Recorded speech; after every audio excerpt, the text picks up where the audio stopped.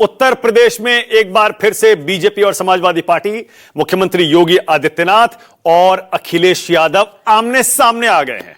इस बार मसले बहुत सारे हैं, लेकिन सबसे बड़ा मसला जो इस समय उत्तर प्रदेश की राजनीति में बवाल मचा रहा है वो है भ्रष्टाचार का। और वो इसलिए क्योंकि यूपी के सीनियर वरिष्ठ आईएएस अधिकारी अभिषेक प्रकाश को योगी सरकार ने सस्पेंड कर दिया है भ्रष्टाचार के मामले में। लेकिन अखिलेश यादव सिर्फ सस्पेंशन से खामोश होने वाले नहीं हैं। अखिलेश यादव कह रहे हैं यह एक आईएएस के भ्रष्ट होने का मामला नहीं है, बल्कि पूरी सरकार में मिल बांटकर हर कोई खा रहा है। जब मामला खुल गया, इसीलिए योगी जी को एक्शन लेना पड़ा। लेकिन अभिषेक प्रकाश, जो कि जैसे मैंने बताया सीनियर आईएएस हैं, उन पर आरोप क्या है? आरोप उन पर यह है कि उन्होंने एक सोलर इंडस्ट्री प्रोजेक्ट के लिए बिजनेसमैन से 5% का कमीशन मांगा था। 5% का। जिस बिजनेसमैन से यह कमीशन मांगा गया, उसने सीधे योगी जी से शिकायत कर दी। योगी जी ने एसटीएफ की जांच कराई। जांच रिपोर्ट मिलते ही फौरन एक्शन लिया और आईएएस अभिषेक प्रकाश को सस्पेंड कर दिया। लेकिन तब तक मुद्दा राजनीतिक रूप ले चुका था।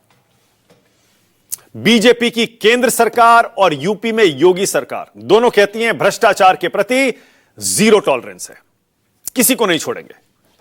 ऐसे में एक वरिष्ठ आईएएस खुलेआम इतने संवेदनशील पदों पर रहते हुए बिजनेसमैन से 5% कमीशन मांग रहा था।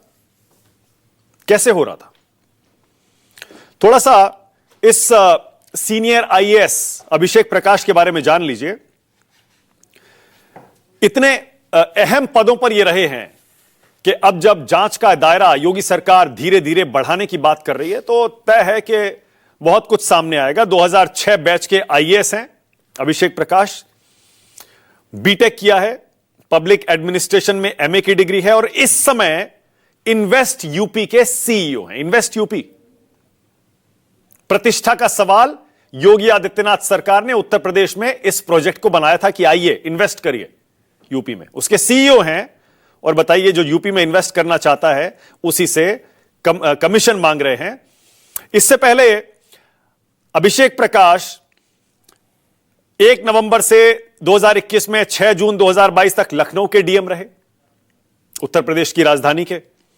उससे पहले हमीरपुर, अलीगढ़, बरेली, लखीमपुर खीरी में रह चुके हैं डीएम के पद पर। स्पेशल सेक्रेटरी रहे होम डिपार्टमेंट के। मेरठ में एमडी वेस्टर्न इलेक्ट्रिक डिपार्टमेंट रहे। डायरेक्टर नेडा भी रहे। स्पेशल सेक्रेटरी रहे यूपी में medical, health and family welfare department में।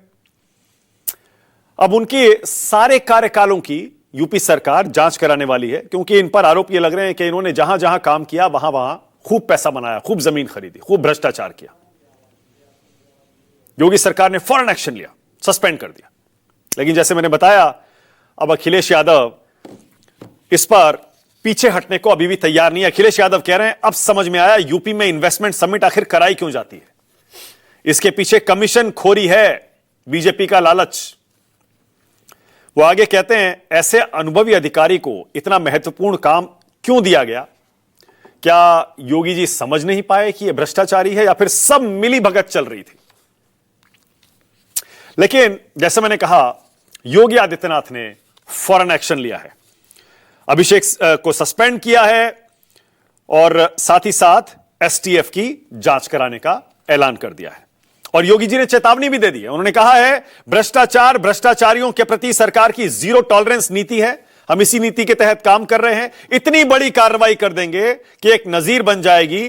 भ्रष्टाचारी लोगों की शिकायत आप सीधे मुझसे करिए, उस व्यक्ति के खिलाफ ऐसी कार्रवाई करूंगा, उसके परिवार का कोई भी आने वाली पीढ़ियों में सरकारी नौकरी नहीं कर पाएगा। भ्रष्टाचार जैसे घुन से लड़ना है जो सिस्टम खोखला कर रहा है। जरा सुनिए क्या बोले योगी आदित्यनाथ।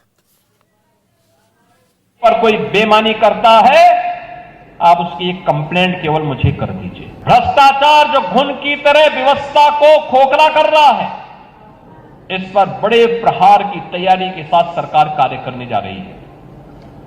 हमने पहले ही कहा है कि अपराध और अपराधियों के प्रति भ्रष्टाचार और भ्रष्टाचारियों के प्रति सरकार जीरो टॉलरेंस की नीति के तहत काम करेगी। और याद रखना, जो गलत तरीके से आपसे पैसे की डिमांड करेगा, मुझे लगता है कि वह व्यक्ति अंतिम उस परिवार की सर्विस होगी, उसके बाद फिर कभी कोई सरकारी सेवा में आने वाला नहीं है। फिर उसके बाद कभी उसको अवसर नहीं मिलने वाला। इतनी बड़ी कार्रवाई कर देंगे कि वह एक नजीर बन जाएगी। अब योगी आदित्यनाथ आजकल बड़े मूड में हैं। योगी जी ने भ्रष्टाचारियों को चेतावनी दी, नजीर बना देंगे, साथ ही साथ यहां तक कह गए राम मंदिर के लिए सत्ता गंवा देंगे। योगी आदित्यनाथ कहते हैं, अयोध्या धाम भारत के सनातन धर्म की आधार भूमि है। मेरी 3 पीढ़ियां राम मंदिर आंदोलन को समर्पित, सत्ता के लिए हम आए नहीं हैं। सत्ता गंवानी भी पड़ी तो कोई दिक्कत नहीं है। अयोध्या को सम्मान मिले जिसकी वो हकदार है। फिर आक्रांताओं का मुद्दा योगी आदित्यनाथ उठा रहे हैं, आजकल जोर शोर से उठा रहे हैं। वो कहते हैं आक्रांताओं का महिमा मंडन मतलब देशद्रोह है। आक्रांताओं का महिमा मंडन करने वाला बर्दाश्त नहीं किया जाएगा। किसी देशद्रोही को हम स्वीकार नहीं करेंगे। उन्होंने 1 डिस्ट्रिक्ट 1 माफिया दिया, हमने 1 डिस्ट्रिक्ट 1 प्रोडक्ट दिया। समाजवादी पार्टी पर आरोप लगाते हुए योगी जी कह रहे हैं, उन्होंने दिया 1 डिस्ट्रिक्ट 1 माफिया, हमने दिया 1 डिस्ट्रिक्ट 1 प्रोडक्ट। इधर आक्रांताओं का यह मुद्दा योगी जी उठा रहे हैं तो संसद में उठा दिया समाजवादी पार्टी के सांसद रामजीलाल सुमन ने। रामजीलाल सुमन का संसद में दिया गया बयान सोशल मीडिया पर खूब वायरल हो रहा है। वो कह रहे हैं, हिंदुस्तान का मुसलमान बाबर को अपना आदर्श नहीं मानता। मुसलमानों में आदर्श तो पैगंबर मोहम्मद है, लेकिन बाबर को कौन लाया था? बाबर को राणा सांगा लाए थे और राणा सांगा असली देशद्रोही था। क्या बोले रामजीलाल सुमन, जरा सुनिए। के लोगों का तकिया कलाम हो गया है सभापति महोदय कि मुसलमान इनमें बाबर का डीएनए है।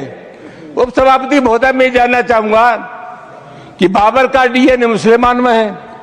हिंदुस्तान का मुसलमान तो बाबर को अपना आदर्श मानता नहीं है, वो तो मोहम्मद साहब को अपना आदर्श मानता है, सूफी संतों की परंपरा को अपना आदर्श मानता है। लेकिन सभापति महोदय, मैं जानना चाहूंगा कि बाबर को लाया कौन? बाबर को इब्राहिम लोदी को हराने के लिए राणा सांगा लाया था। तो मुसलमान तो बाबर की औलाद हैं और तुम गद्दार राणा सांगा की औलाद हो, ये हिंदुस्तान में तय हो जाना चाहिए।